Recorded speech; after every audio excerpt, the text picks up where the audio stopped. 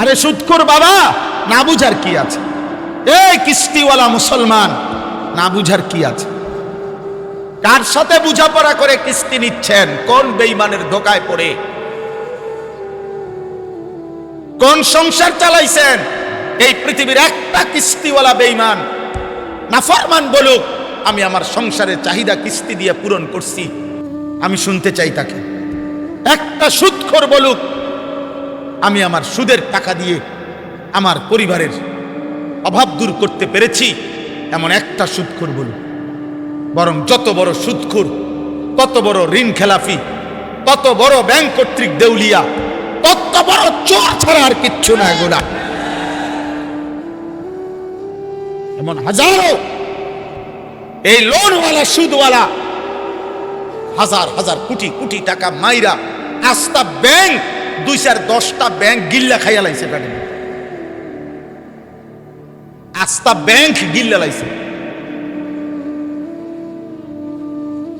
শুধু বলে 10,000 টাকা মাইর, আরে 1 কোটি 10 কোটি টাকা মাইরা দিছে না বেটা, গোটা ব্যাংক খাইয়া লাইছে, একদম গিল্লা লাইছে শুধু।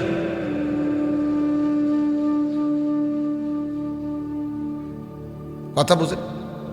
আমরা তো এগুলো বুঝতেনও না। আমি তো মাঝে মাঝে এটা পড়লে বুঝি না এগুলো পত্রিকা কি কয়, 4,000 কোটি টাকা কত রে কয়, আমি তো এটাই বুঝি। 40,000 কোটি টাকা মানে কি? তা 1 লক্ষ কোটি টাকা মানে কি রে ভাই? আহ, দুর্নীতিবাজ যদি দুর্নীতি করে এত টাকার, তো তার বাকি টাকা পয়সা, তার স্থাবর অস্থাবরের অবস্থা কি? মূল বিষয় একটাই, আখেরাত ভুলে গেলেন। এজন্য বাবা আপনাদেরকে, আমরা যারা বসছি, আমাদের জীবনের এটাই, আমি যে আয়াত পড়তে চাচ্ছি, এই আয়াতের মূল বক্তব্য হলো এই কথাটা। মহান আল্লাহ পাক বলছে, বান্দা 1 নম্বরে মেনে নাও, বুঝে নাও কলিজা দিয়া যে আখেরাত হবে। হবে তো? বিচার হবে তো? আল্লাহ বলেন আমি ইনসাফের কারণে নগদ নগদ বিচার করি না। কোরআন শরীফ আছে, ওয়ালাউ ইউআখিযুন নাসা বিমা কাসাবু মা তারাকা আলা যাহরিহা মিন দাব্বা। এই যে সূরা ফাতির, আল্লাহ তাআলা বলেন আমি যদি প্রত্যেক দিন তৎনগদ কোনো মানুষকে তার পাপের জন্য ধরতাম, নগদ শাস্তি দিতাম, তাহলে একদিনের শাস্তি, একটি পাপের শাস্তি ভোগ করার পর আমার কোনো বান্দা আর ঘাড় সোজা কইরা, মেরুদণ্ড সোজা কইরা আমার জমিনে হাঁটতে পারবে না।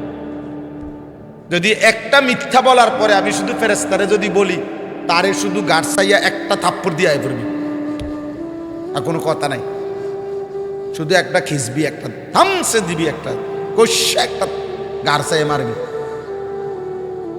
শুধু বলে আসবি কানে কানে, ভাই একটু আগের মিশা কথাটা লেগে স্যাম্পলটা দিলাম। খোদার কসম আল্লাহ বলে আর মেরুদণ্ড সোজা থাকবে না, আর কেউ জমিনের মধ্যে হাঁটতে পারবে না। ফেরেশতার শক্তি এত বেশি। ফেরেশতা জিবরিল আলাম ওনার বাম হাতের তালুতেই কওমে লূত আলাইহিস সালামের নাফরমান জাতির পুরা এলাকা, তাদের বাড়ি ঘর, গরু ছাগল গবাদি পশু, নারী পুরুষ সকলকে নিয়া ওই অঞ্চলের সাতবক জমিনের নিচের মাটি সহ বাম হাতের তালুতে আলগি দিয়া এক উঁচাতেই প্রথম আসমানের কাছে নিয়ে আসছে। আল্লাহ বলছে আনিকলিবহা, দাও এবার উল্টানি দাও, উল্টাইয়া আসার দাও। এক আষাঢ়ে সাতবক জমিনের নিচে ডাইবা গেছে। কোরআন শরীফের ফাজআলনা আলিয়াহা সাফিলা। আল্লাহ বলেন আমি নিচের মাটি উপরে নিয়ে আসলাম, উপরের মাটি নিচে নিয়ে শেষ করে দিলাম। এজন্য ভাই আল্লাহ তাআলা আমাদের জন্য ইনসাফের কারণে ওয়ালাকিন ইউআখিরুহুম ইলা আজালিন মুসাম্মা, আল্লাহ বলেন বরং আমি আল্লাহই একটি নির্দিষ্ট দিন ঠিক রাখছি, আখিরাত, কিয়ামত, হাসরের মাঠ। এই জন্য এখন তৎনগদ শাস্তি দিচ্ছি না, তৎনগদ শাস্তি দিচ্ছি না। আমাদের কাছে কিতাব আছে, আমাদের এই ভারতীয় উপমহাদেশে আখেরাত সম্পর্কিত একটা ছোট্ট কিতাব আছে, খুব প্রসিদ্ধ। হযরত মাওলানা আশিকে ইলাহি বুলন্দ শহরি রহমতুল্লাহ আলাইহির লেখা, মরনে কে বাদ কিয়া হোগা। এটা খুব সুন্দর হৃদয়গ্রাহী কিতাব। বাংলা আছে যে মরণের পরে কি হবে। আশিকে ইলাহি বুলন্দ শহরি এই নাম দেখে কিনলে আপনারাও মজা পাবেন পড়লে। 4 জিনিস ওইখানে আছে, কবর মানে মৃত্যু, কবর, হাসর, জান্নাত, জাহান্নাম। খুব সুন্দর আলোচনা আছে ওইখানে। একটা কথা লিখছেন উনি যে মূলত আজকে যদি আল্লাহ কবরের মধ্যেও বিচার করে লাইতো তাইলেও ইনসাফ করা যেত না। কারণ হয়তো জালেম কবরে, কিন্তু মজলুম তো দুনিয়া এখনো মরে না। হয়তো মজলুম কবরে গেছে, কিন্তু এ আমার যে নির্যাতন করছে হেতে তো মরছে না, তো বিচার হইব কেমনে?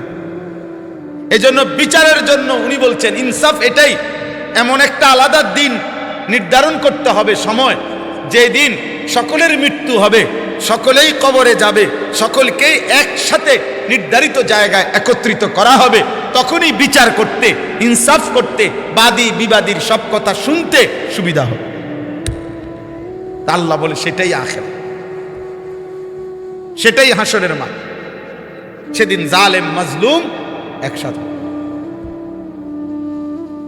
সেদিন মনিব গোলাম একত্র,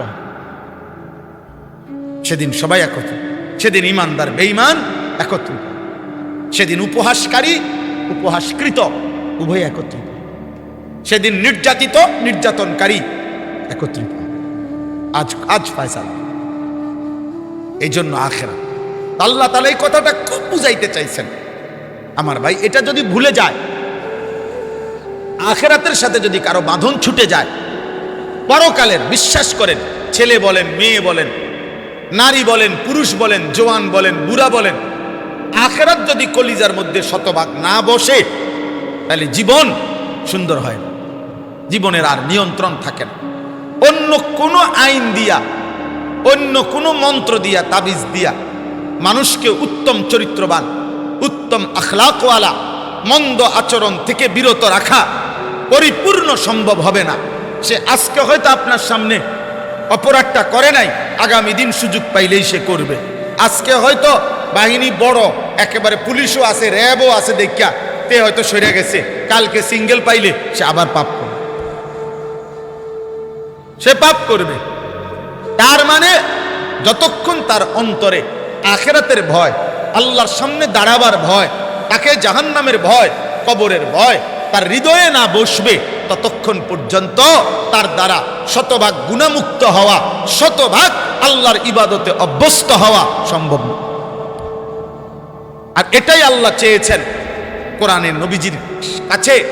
মক্কার 13 বছর একটানা নবীজির হাতে তো প্রতিনিয়ত কালেমা পড়ছেন। 13টি বছর কোরআনের মূল বক্তব্য ছিল একটাই, আখিরাত, আখিরাত, আখিরাত, আখিরাত। পরবর্তী 10 বছরে ইসলামের যাবতীয় বিধানের মোটা মূল অংশ, ইসলামের মনে করেন 90% বিধান সব মদিনায় নাজিল হয়েছে। প্রথম আল্লাহ তাআলা দিল তৈরি করছে। এবার যখন দিল তৈরি করছে, আখিরাত সাহাবাদের কলিজার মধ্যে বসাইছে। ওয়ালাকিন হাব্বাবা ইলাইকুমুল ঈমানা ওয়া যায়্যানাহু ফি কুলুবিকুম। আল্লাহ বলেন, আল্লাহ আমার বন্ধুর সাহাবীদের অন্তরে ঈমানকে প্রিয় বানিয়ে দিয়েছে। ওয়া যায়্যানাহু ফি কুলুবিকুম, আল্লাহই তোমাদের অন্তরে ঈমানকে সাজিয়ে দিয়েছেন। ওয়া কাররাহা ইলাইকুমুল কুফরা ওয়াল ফুসুকা ওয়াল ইসয়ান, যাবতীয় কুফরি, যাবতীয় পাপ, যাবতীয় নাফরমানিকে চিরতরে অপছন্দনীয় করে দিয়েছেন।